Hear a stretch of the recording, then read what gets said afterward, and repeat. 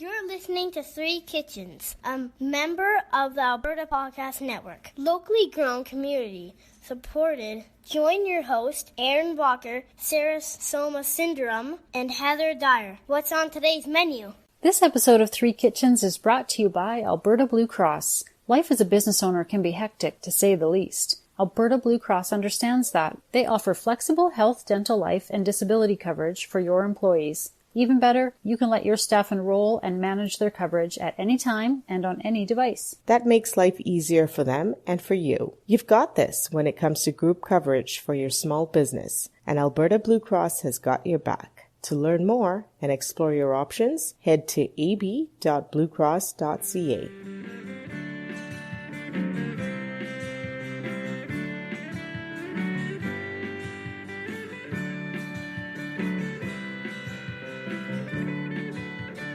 Welcome to Three Kitchens. As you heard off the top, we are Aaron and Sarah and Heather, and we are here to tempt you with delicious food. Hi, ladies. Hello. You sound so quirky. Well, I don't know. It's Friday afternoon. I'm already thinking about the cocktail I'm going to pour in an hour or so when it's happy hour. Yeah. An hour? You got to wait a whole hour? Oh, maybe not that long. It's just been a long week. I think we're all kind of kooky by Friday afternoon. Yeah, we don't usually record on Friday afternoon. We've sort of lost it at this point. That's kind of how I am. I'm a little, out of sorts. The springs are loose. The marbles are flying away out of my sight. So today we have a very interesting, informative, and fun episode. I mean, what more could people want? Information. Delicious, too. Oh, don't forget informative, that. Yeah. Fun, and delicious. Mm-hmm. We have guests from the Calgary Fire Department. We have their information officer who's helping us out by telling us all about kitchen fire safety. And then we have a few firefighters talking about what they cook and what they eat and how that all goes down behind the doors at the fire station. It's not something most of us get a chance to see. They're going to tell us about it. Yeah, and there are a lot of misconceptions and a lot of laughs with this one. So you guys are going to enjoy this, listeners. So let's get right to it. Yeah, let's jump right in. So we have a special guest here with us today. Her name is Carol Henke, and she is the Public Information Officer with the Calgary Fire Department.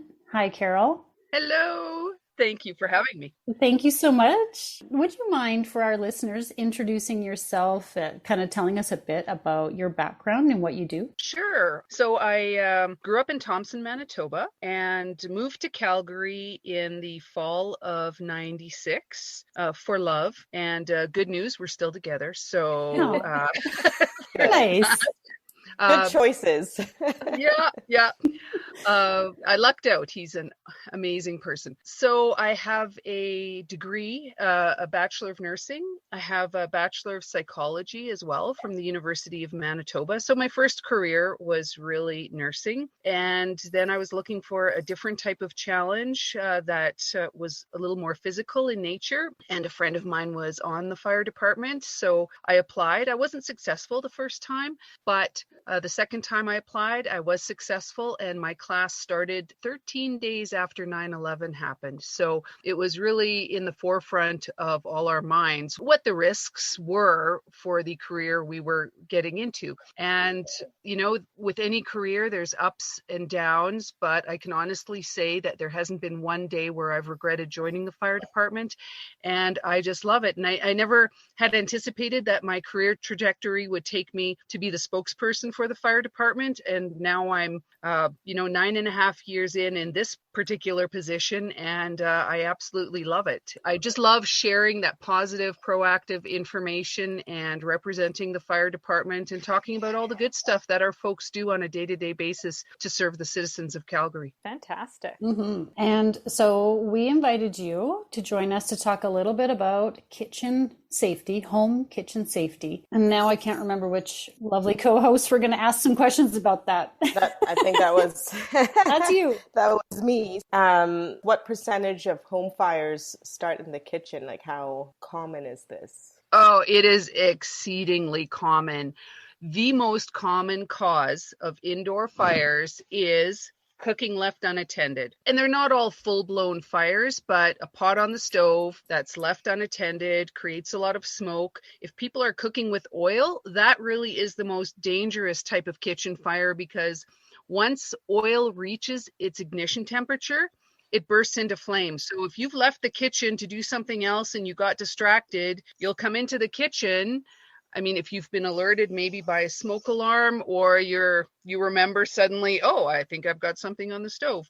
You walk in and there are flames. And sometimes those flames have already spread to the cabinets above or the surrounding area. And those are really dangerous, because what happens sometimes if people don't know what to do, they might be tempted to put water on it, and that creates a huge explosion. So if you've ever watched a YouTube video of someone putting water on an oil fire or grease fire, that creates an even more dangerous situation. Sometimes people are tempted to grab the pot and try and put it in the sink or walk it outside, and that creates the danger of spilling that burning oil all over the floor, onto yourself. The burns are significant.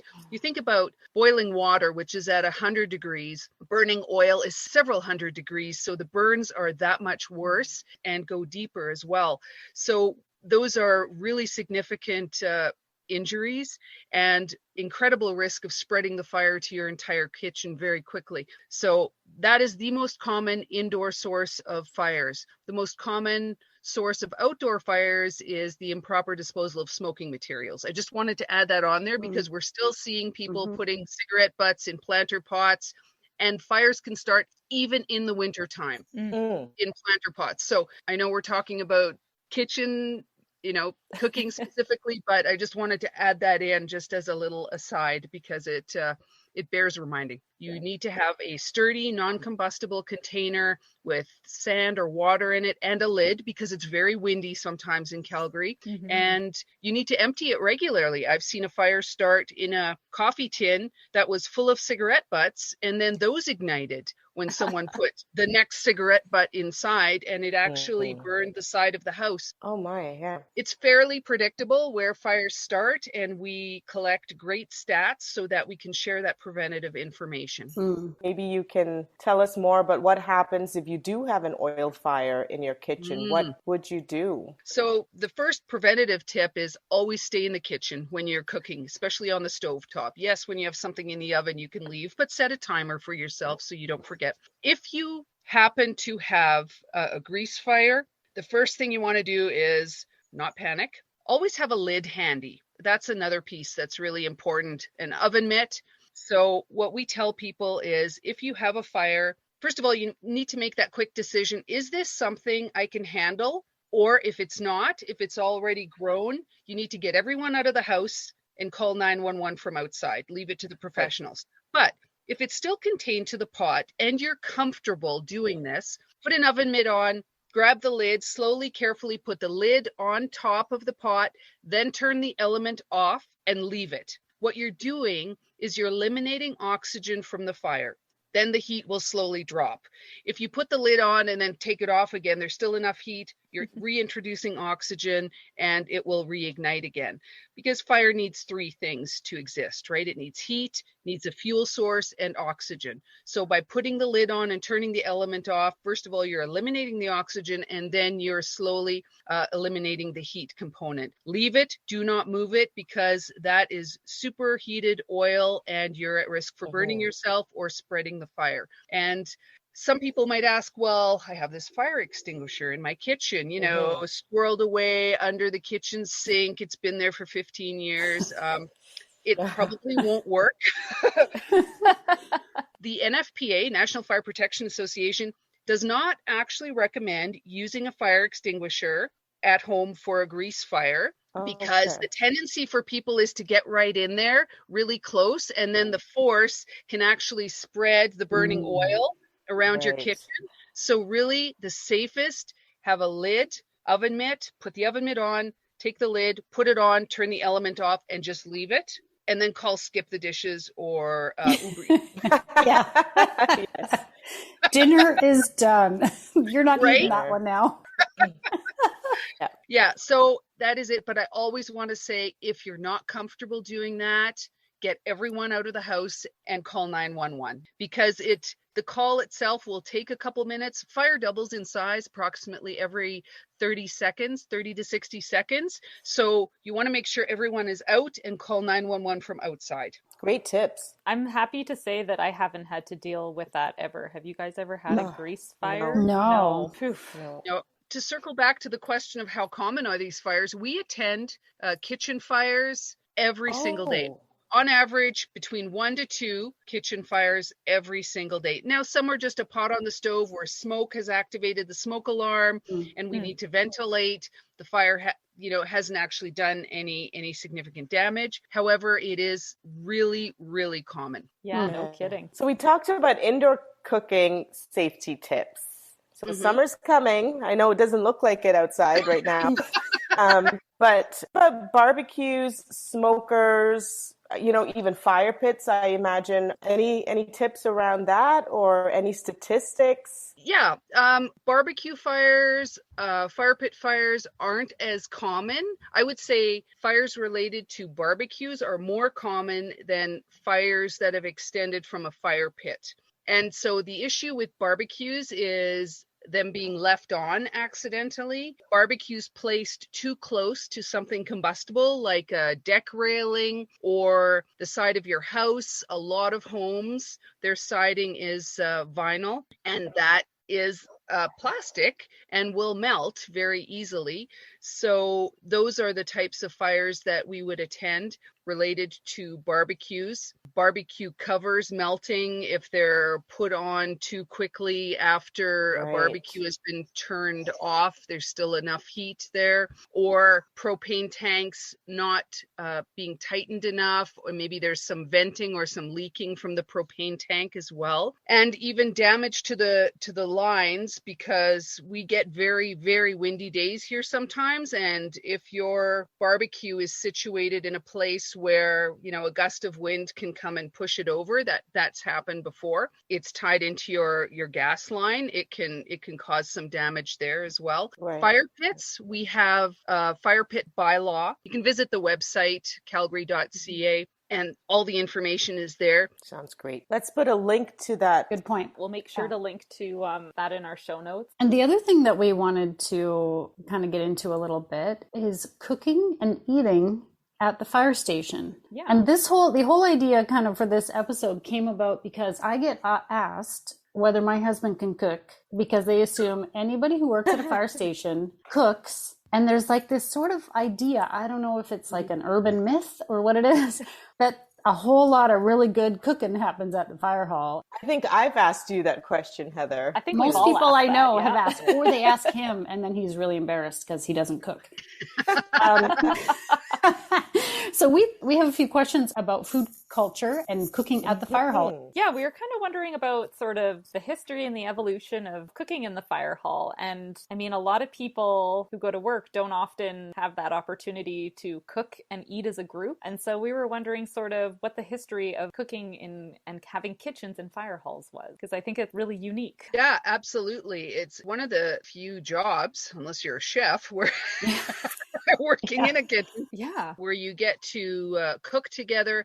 The fire hall traditionally was called the firehouse, and because you are spending so much time together, it really is a team and crew environment. And because you never know when the next emergency is going to come in, every fire station is equipped with a full kitchen, several fridges, depending on how many crew members are located in that station. Some people assume that the food that firefighters purchase for their meals is paid for by the job, by the taxpayers. It's not. Every firefighter puts in their own money and they have an allocated amount for the tour. So the tour is the days that they're working, and they put in a set amount. When I first started, it was $5. And then the more people you have, the more that money is sort of leveraged for larger amounts, right? And then you decide what you can afford. You do some meal planning typically. Now that we're 24-hour shifts, they are buying for lunch and supper as well. Mhm. Yeah, the cost has obviously gone up, and it's probably going to go up even more with inflation that has everyone noticed that? How the price Oh, Oh yeah. boy. Oh, yes. Firefighters on average are fairly thrifty, I want to say. So, you're checking what's on sale and then meal planning according to that, and as well as likes and dislikes. And definitely there has been a trend towards healthier food. I think when I first started, it used to be more the sort of grayish, gray, beige, brown. There is famously one meal called the number ones, and it was like a Salisbury steak, and you had gravy and this big patty with fried onions and mashed potatoes. But definitely firefighters have the trend has been to healthier food, right? We're more concerned about our health. You see less firefighters smoking. Definitely we want to be healthier about taking care of ourselves, right? And yes, they take the fire truck to go shopping.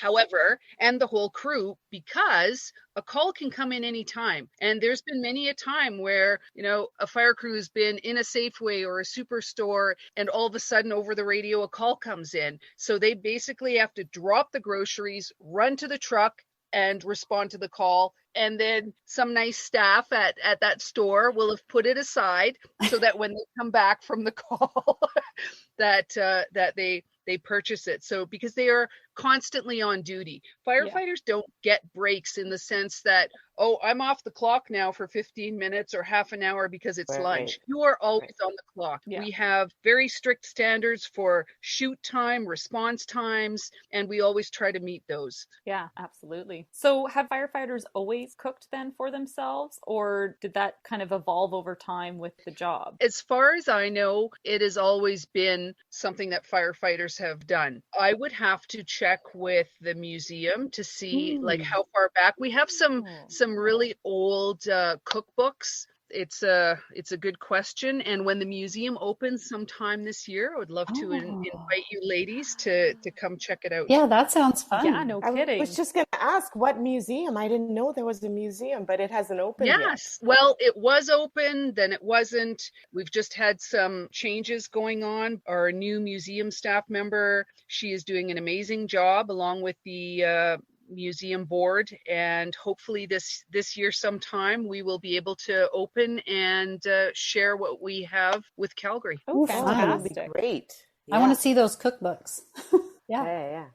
Has there been a cookbook published recently? Not recently, no, there hasn't. We haven't been able to do that, but what I can do is find some of the old versions and share that with you guys. Oh, that's you're really interested. cool. No kidding. That would be great. So we talked a lot about safety and fire safety at home. I'm assuming the fire hall also has some fire safety issues when they get called out in the middle of cooking. Has that changed over time? I'm assuming that maybe some fires have happened in fire halls with unattended food and stuff, since we all make that mistake at the best of times.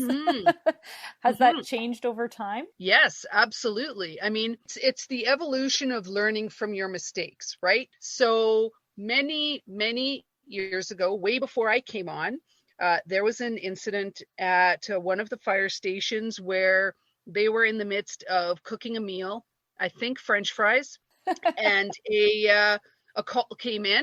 And because they all just, took off, ran to the truck to go to the emergency, the pot was left on and a fire ensued. Due to that, there is now a system in every fire station, and most fire stations have gas stoves. So when the tones go, the tones are what alert us to the fact that we have an emergency we need to respond to. When the tones go, the gas is automatically shut off to the stove. So you don't have to, did we shut the stove off? No, we're on our way to a house fire. We can't go back. So I mean, you learn through these situations, and then we make improvements to enhance the safety within the fire station. That's really smart. What a great idea. And then you got to come back and see how you can salvage your cooking, right? It's stopped partway through. What's it going to be when we come back? Yeah. Those would have been very grease-laden French fries if they hadn't have burned up. But and there's also now a button that you have to actually push when you come back from the call to reset the gas so that it will start up again. That's so smart. Okay, well, we're going to wrap this up, but if you're game, Carol, we kind of quick fire questions where you just answer super quick. Okay, and it's supposed to be fun, so don't think too hard about it, okay? Fun. Okay, put on my fun face. Okay. Yeah. Okay. Can you remember the worst thing that you've eaten at the fire station? Besides the graze, number one. Graze. Yeah, I was not a fan of shepherd's pie. I don't know why. Maybe it was just that particular recipe, but I was just, sure, I'll eat it. Not your favorite. No. Okay, so at a fire hall, you could have upwards of, what's an average number that you're feeding, say, at one meal? Well, the minimum would be 4. But some stations have multiple apparatus. So, I mean, at one point we would have, close to 20 people at 16 station, but that has diminished. So it really depends on how many apparatus are at a fire station. So do you have a suggestion for us for a meal for a crowd? If you're trying to be more frugal with the costs, it depends on what's on sale. Caesar salad with chicken, tuna sandwiches, like tuna melt, are always good. Ooh, now I want that for lunch. Yeah, I know. All of a sudden I want a tuna melt. Exactly, Erin. Right? She said tuna melt and I was like, oh, watering mouth. Okay, now personally, if it was your last meal, what would you request? Oh, that is Presumably you'd have time to think about it, depending on why it's your last meal. Yep. I really like sushi. Sushi. Yeah. I'm with you on that. I really like sushi. Yeah. Yeah. Okay, and complete the sentence. Peanut butter and Tuna? Okay, there's a story. There's a story there. There is a story there. Did not expect that. Nope. I know, right? I'm full of surprises. So many years ago, pre-kids, probably 20 years ago, I thought I would make a different type of tuna casserole. I thought, I wonder what it would taste like with a hummus-based sauce. And that was before I knew exactly what went into hummus, so please forgive my ignorance. I thought it was more of a peanut-based sauce, not sesame. I didn't have tahini. I didn't have sesame anything. I thought peanut. So I put in some peanut butter with, chickpeas and cooked it. And then my husband went to take a forkful and he said, Carol, please tell me you did not put peanut butter in the tuna casserole. And so I went into this long spiel validating and explaining what my thought process and my logic was to do that. And so he politely ate it, but said, yeah, you probably don't need to make that recipe anymore. Anyway, so that's my story. It's embarrassing, but it's a true story. And it's one of my funnier stories about my own mishaps in the kitchen. So there you have it. Full disclosure, when I think peanut butter, it reminds me of the funny story of when I combined peanut butter and tuna in a casserole. That might just be the best answer for that question that we will ever have. Yeah, I like better it. Tuna. And it's embarrassing. Yes, I get it. But you know what? I'm willing to put myself out there. So there you have it. I like that. That's a good attitude to have. There's a lot of embarrassing things that happen on this podcast with food, so don't worry about it. Well, thank you so much for joining us. This was informative and fun, which is, the best of both worlds. And oh, totally.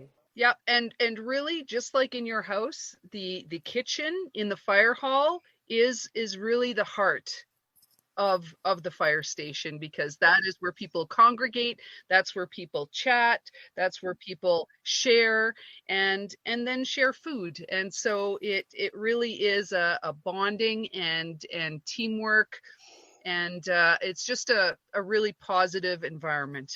Well, thank you so much. Thank you, ladies. It's been such a pleasure.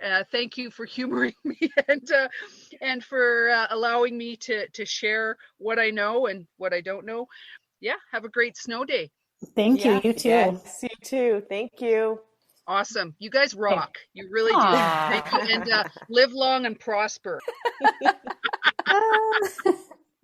Okay, so this is Heather. I'm here with my husband, Todd. Hi, Todd. Hello. What did you think of that? Carol has a lot of good safety information for us. She's a safety bear, that's for sure. Yep, she knows her stuff. But you also have gathered some information for our episode. You took your phone and went to work with a list of questions that I gave you. Mm-hmm.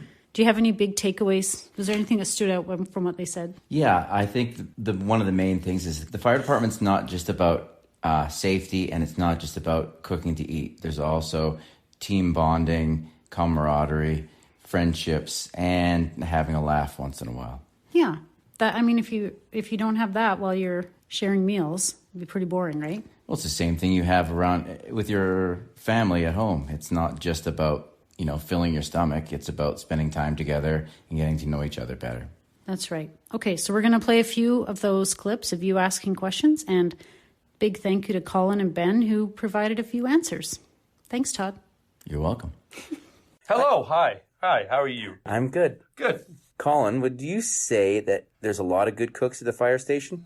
There's a lot of bad cooks at the fire station, but yes, there are some very good cooks. We actually have some Red Seal chefs on the fire department as well, too. They did their culinary training before getting on the fire department, and we've got people of all different walks of life, so we have some fantastic cooks on the job. Is everybody a good cook at the fire station? I would say absolutely not. There is some that are good and some that are really bad. Who decides what you're going to have? And is it the meals changed since you started on the fire department? Typically, the old grouchy captains tell us what they want to eat, and then the firefighters say, no, that's unhealthy, you old dinosaur, you. Maybe we shouldn't have that. What do we make and who decides? Well, I would say a wide variety of different meals get made. Some halls tend to be more simple. Some halls like to go very elaborate. So I would say pretty much anything you can think of, it's probably been made in a fire hall. Who decides would probably be most crews, I would say. Everyone kind of takes a vote, usually driver position down, but officers and nozzlemen would definitely have a say. But like I said, they don't really do the cooking, so if they need to veto it, we'll veto it. Which crew members do the majority of the cooking? Would probably be the driver rank and below. What would happen? You're a senior man. What would happen if you have a very new... Old? Well, you're old enough. If you had a brand new rookie, how do you help with the meals? You are the vegetable chopper. You get to start the barbecue, maybe look at the meat and maybe put it on. Somebody else will cook it for you. But typically your job would be cutting the vegetables and getting the things ready for the meal, and maybe supervising and just kind of watching from a distance till you kind of get your feet wet. How do you decide how much to buy? Crews can vary between 4 to 12, so yeah. Is it difficult to decide how much food to actually get? Yes, there's a couple of rules of thumb. 100 grams of, meat, a chicken breast, a firefighter, so to speak. And there's some very large mammals on the department who like to eat a lot. So you can never have too much is always the saying. But if you have under, that's not good. And you'll hear about that for a very long time. So it's always good to have a little bit extra. And crews typically like to cook a little extra too, knowing that the junior members aren't making as much money. They get to take the leftovers home, which is kind of nice at the end of the shift to bring home to their families and say, hey, these are the fun recipes we're making, and kind of go from there. Is there any traditions around meals or special meals that we may have on the fire department? Promotion dinners and holidays would probably be the big one. So every time you're promoted from one rank to another rank, I guess it would be an unwritten rule or a tradition that you would pay for a meal for your crew for like the promotion. It's a nice big slab of meat or something like that. And maybe you invite your family in and anybody else that's kind of helped you out to get promoted to that next stage. And then the holidays is always a big one too. Our big meal would be Christmas time. Unfortunately, with COVID, we haven't been able to have families in the station or anybody. What is can you think of the best meal you've ever had or a meal that you enjoy the most? I always like the promotion dinners because it's always like a good slab of meat, the prime rib, and then it's got all the trimmings. You've got mashed potatoes, any types of vegetables. You could imagine Yorkshire pudding and gravy, and there's desserts and lots of people there, and it's laughing and telling stories of the old days. Those are always my favorite meals. I think the promotion dinners or the retirement meals, I guess, would be very similar to that, but it's somebody's last big meal when their family comes in, and it's whatever they wanted for their big last meal, and lots of the old guard come and say bye to that firefighter. It's actually pretty fun. Those are good meals to have. What about the worst? There's some terrible cooks on the job, but they got to learn somehow. So you got to choke down some pretty horrible meals. We can only do so much, but these meals can be pretty horrible. I've had an unwashed salad before where there was grains of sand and dirt still on the salad, and that was awful. Or just a plain ketchup soup, it seemed like, with like a cheese bread. Like it was terrible. It was cardboard. That was probably one of the worst meals I've ever had before, is one of those. The best meal I ever had, I was fortunate in my rookie year, actually. A captain was retiring, so they flew out for him a bunch of lobster from the Atlantic, and I'd never had lobster before that point. So we had steak and lobster, and it was very well cooked, and yeah, that was easily the best meal I've ever had. What about the worst? The worst meal I've ever had also probably happened in my rookie year. And we had these big steaks, and the gentleman cooking them cooked them extremely blue to the point where I would just call it a raw steak. And I was gagging the entire time eating it. My eyes were watering, but because I was new and I was a rookie, I didn't know what to do or what to say. So I just ate the whole thing, but it made me feel very sick after. And that was probably the worst meal I've ever had. What happens if the tones go off while you're making supper? We usually try to evaluate if it's a serious call. No, I'm just kidding. If the tones go off, it's basically just a full stop. We just leave. And depending on the meal, we might pull something out of the oven so it doesn't overcook. But we're very used to eating either overcooked food or dried out food because we have to leave it often. So basically at the fire hall, it's our home while we're here. We're in charge and making sure that we do all the cleaning and cooking of the full station and buying groceries. Is there been any funny stories around that? Oh, son of a... Perfect timing. That was a good question. This episode of Three Kitchens is brought to you by ATB. At ATB, we make banking work for you. With expert and practical advice in everyday banking and investment planning expertise and management services with ATB Wealth, you can be confident that you're making smart choices when it comes to your money. We have a history of doing what's right for our clients, especially when times are tough, because ATB was built to help Albertans. For more information, visit atb.com. Okay, so here we're back. This has been jam-packed so far with lots of fun stuff, but we do have a recipe. It's not jam-packed. It's cheesecake packed. Ah. Okay, so one of the firehouse traditions that I have learned is if a firefighter is taking a significant amount of holidays, the tradition is that they bring in dessert for the crew on their last shift before they're off work. One more way of getting some good food. I'm just teasing. It sounds like one more thing for the spouse to do. Sometimes, in your case. Yeah, because we know you're the one that's doing it. So it's like, here, honey, cook a dessert for 12. Yes, and you've heard me complain about this probably many times. Not complain, but I'm like, not complain. I also have to do dessert for... Right. Anyway, it's totally fine. But I thought that was fitting as a way of thanking them and incorporating a recipe into our episode. Yes. Sarah helped me out. We made a dessert for the crew and for Carol and to share with her family. So what we made is a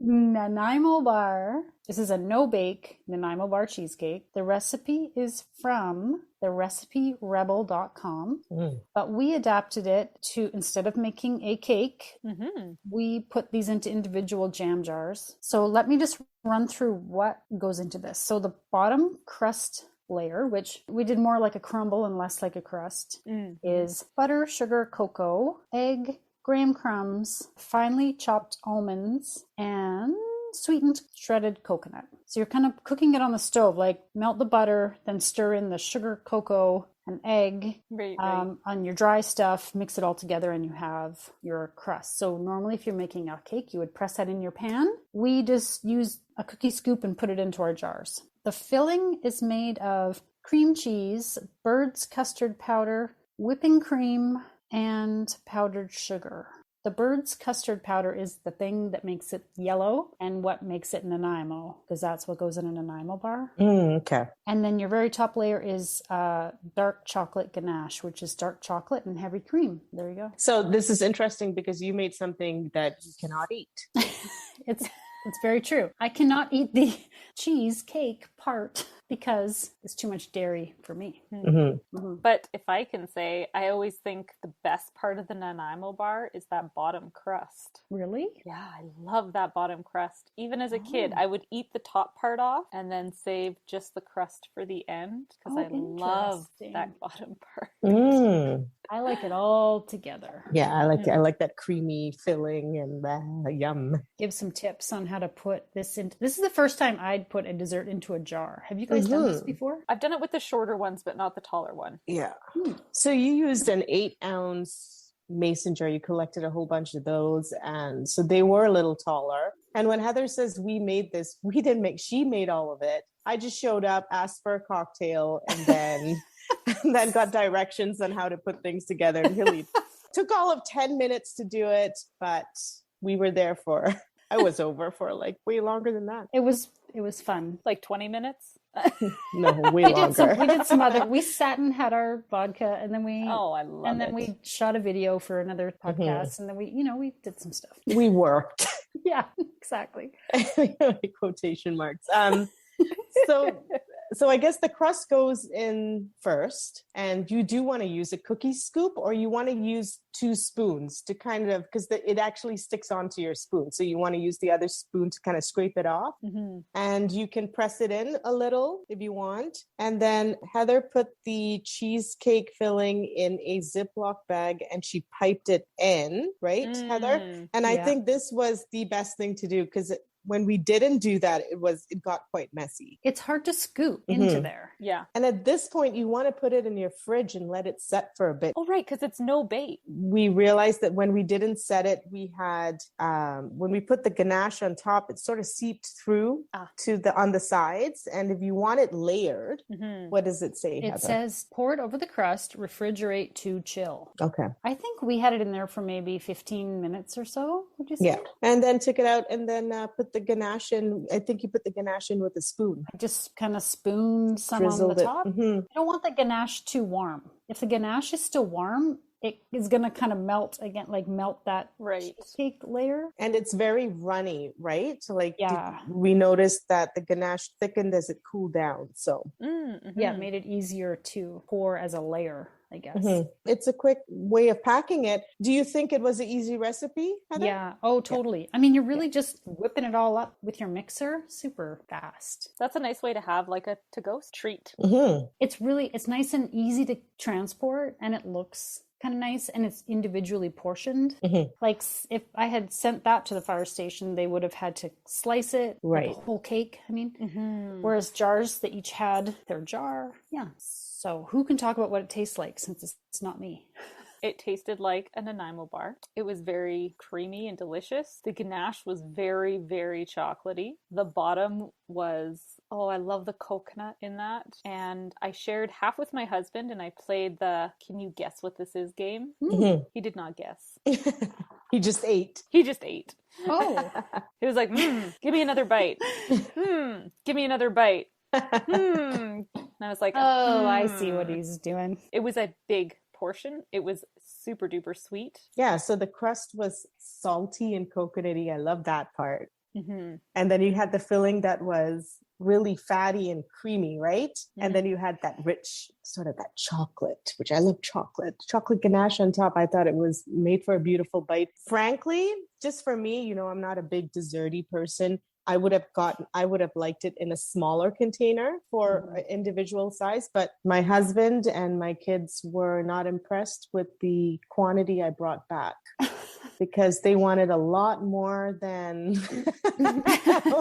what I gave them. They loved it. It's a really good to go. I like that you could go on a picnic and sort of pack these up. Really great idea. Yeah. Very tasty. Yeah. I will agree with the smaller jar size. It would be easier to get your spoon into the bottom too, to crack that crust at the bottom. But as they say, the fire department has some rather large mammals, so a bigger and hopefully larger spoons. Maybe larger spoons. So they probably appreciated having a bigger serving. Well, I did have them in mind when I chose which jar size. I thought maybe they would appreciate the bigger serving. I got a report and a photo sent to me that they enjoyed it. Nice. I think overall it was a success. Now, I didn't eat it just because it's dairy, but I was happy to make it and I'm glad everybody enjoyed it. It was very good. Thank you, Heather. Yeah, thanks so much for making that. Thank you so much to everybody at the Fire Hall and the Calgary Fire Department for helping us out with this episode and giving us a sneak peek behind the scenes. Good stories. And for a really fun episode. It was a lot of laughs. And now for the fine print. We at Three Kitchens gratefully acknowledge we are telling these stories in the traditional territories of the Treaty 7 nations in southern Alberta and the Métis Nation of Alberta, Region 3. We honor the rich tradition of oral storytellers on this land who have come before us. You can find pictures and recipe links on Instagram and Facebook at Three Kitchens Podcast. If you like and subscribe on your podcast player, that helps more people find us. I know my dad's a firefighter, but I'm not sure about cooking.